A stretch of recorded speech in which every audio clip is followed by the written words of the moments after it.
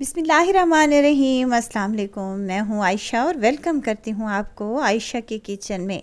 काफ़ी हद तक मौसम चेंज हो रहा है और ठंड आहिस्ता आहिस्ता आ रही है और इस सर्दी के मौसम में फ़िश खाने का मज़ा और टेस्ट बहुत ही अच्छा आता है। और सर्दियों में जब भी हम फ़िश बाहर से खाते हैं तो वो हमें घर पर वही वाला टेस्ट नहीं मिलता। बाहर से क्रिस्पी, अंदर से सॉफ्ट और जूसी बनेगी। ना ही कोटिंग ख़राब होगी, ना ही ऑयल हमारा ख़राब होगा। बेहतरीन सी ये फ़िश हम अपने घर पर तैयार करेंगे, बाज़ार से 100 गुना बेहतर। तो इसके लिए आपको रेसिपी को एंड तक ज़रूर देखना होगा। अच्छी लगे तो लाइक शेयर ज़रूर कर दें और अपने फैमिली और फ्रेंड्स में भी ज़रूर शेयर किया करें। चलें तो फिर फ़िश को बनाना स्टार्ट कर लेते हैं। यहाँ पर मैंने ले ली है 1 किलो के बराबर फ़िश और इसको 2 घंटे के लिए मैंने नमक और सिरका लगाकर रख दिया था और उसके बाद इसको अच्छे तरीके से वॉश कर लिया है। इससे क्या होता है कि इसकी स्मेल जो होती है ख़ास वो नहीं आती। चलें जी, अब हमने क्या करना है, इस फ़िश में पहली मैरिनेशन करनी है, जिसके लिए हाफ़ टेबल स्पून मैं मिर्चों का इस्तेमाल कर रही हूँ। लाल मिर्चें हैं कुटी हुई और पिसी हुई, दोनों बराबर ही हैं। हल्दी शामिल करूँगी हाफ़ टेबल स्पून और साथ में नमक शामिल किया है हाफ़ टेबल स्पून इसमें। और इस मैरिनेशन को हम अच्छे तरीके से इस फ़िश पर अप्लाई कर देंगे। अब यहाँ पर लहसुन अदरक का पेस्ट भी शामिल कर सकते हैं इसी पॉइंट पर। मेरे से यहाँ से मिस हो गया था, तो आपने क्या करना है, 1 टेबल स्पून इसमें लहसुन और अदरक का पेस्ट शामिल कर देना है और इसको अच्छे तरीके से मसाला लगाने के बाद तकरीबन 1 घंटे के लिए इसको छोड़ देना है। अगर आपके पास टाइम नहीं है तो आप आधे घंटे के लिए भी इसको रख सकते हैं, लेकिन अगर ज़्यादा रखेंगे तो आपकी फ़िश बहुत ही मज़ेदार, अंदर तक फ्लेवरफुल बनेगी इंशाअल्लाह ताला। अब क्या करना है, हमने दूसरी तरफ दूसरी मैरिनेशन इसकी तैयार करनी है, यानी कि कोटिंग तैयार करनी है।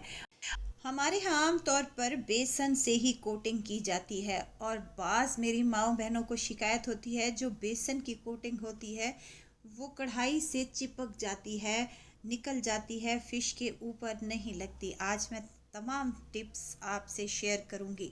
अच्छा, यहाँ पर मैंने 1 कप बेसन लिया है, जिसमें हाफ़ टेबल स्पून अजवाइन का, 1 टेबल स्पून खुश्क मेथी यानी कि कसूरी मेथी है मेरे पास, इसको हाथ से मसल कर शामिल कर दें। अब यहाँ पर हरा खुश्क धनिया है मेरे पास, जिसको मैंने हाथ पर मसल कर शामिल कर दिया है। इससे बड़ा ही अच्छा टेस्ट और फ्लेवर आता है फ़िश में।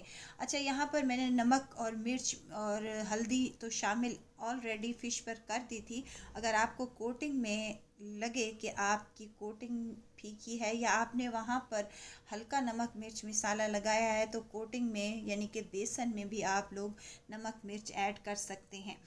और इसको थोड़ा थोड़ा पानी डालते हुए आपने इसको क्या करना है, इसका एक घोल सा तैयार कर लेना है। ना ही ज़्यादा पतला होना चाहिए और ना ही ज़्यादा गाढ़ा होना चाहिए। आगे चल के मैं आपको बताती हूँ कि ये किस किस्म का पेस्ट बन जाएगा और कोटिंग नहीं उतरेगी इंशाल्लाह ताला। वीडियो तो स्टेज पर अगर आपको ज़रा सी भी अच्छी लग रही हो तो लाइक करें, सब्सक्राइब करें और साथ में बेल आइकन के बटन को भी ज़रूर प्रेस कर दिया करें, ताकि मेरी हर नई आने वाली वीडियो आप लोगों तक पहुंचती रहे। चलें जी, ये देखें हमारा मिक्सचर जो है वो रेडी हो चुका है और देखें यहाँ इस तरीके से ये मिक्सचर होना चाहिए। और जब हम चम्मच की बैक साइड से इस पर उंगली का निशान बनाएं तो वो आपस में चिपके नहीं। चलें जी, कोटिंग हमारी रेडी हो चुकी है। फ़िश को रखे हुए तकरीबन घंटा हो चुका है मुझे।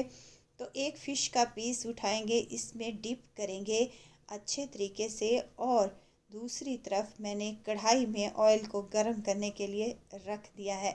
ऑयल आप लोगों का अच्छा खासा गर्म होना चाहिए। ऑयल अगर आप लोगों का ठंडा होगा तो आपकी जो फ़िश की कोटिंग है वो कढ़ाई में जाकर नीचे पैंदे में चिपक जाएगी, क्योंकि ऑयल हमारा ठंडा होगा। ऑयल अच्छा गर्म होगा तभी हमारी जो फ़िश की कोटिंग है वो नहीं उतरेगी। अब आपने 2 मिनट तक इसको बिल्कुल भी नहीं छेड़ना, मीडियम फ्लेम पर। मीडियम फ्लेम पर इस फिश को अच्छे से पकने दें। देखें बबल्स से आपको अंदाज़ा हो रहा होगा कि ऑयल हमारा कितना गर्म है। अब यहाँ पर 2 मिनट हो चुके हैं, मुझे इसे बिल्कुल भी नहीं छेड़ा मैंने, और देखें यहाँ पर हल्का हल्का सा कलर आना फ़िश में स्टार्ट हो चुका है। तो इसी पॉइंट पर आपने क्या करना है, इस फ़िश को अच्छे तरीके से साइड इसकी चेंज कर लेनी है। और देखें यहाँ पर बिल्कुल भी नहीं चिपक रही। अगर हल्के हल्के से आप देखें कि चिपक रही है तो आप इसको छोड़ दें और 2 मिनट मज़ीद इसका वेट कर लें। बेहतरीन सी हमारी फ़िश बनेगी। और देखें यहाँ पर बिल्कुल भी हमारी कढ़ाई से नहीं चिपकी है फ़िश, और इसका जो बाहर की कोटिंग है वो भी नहीं चिपकी, ख़राब नहीं हुई, ना ही बिखरी है और ना ही ये ऑयल ख़राब हुआ है।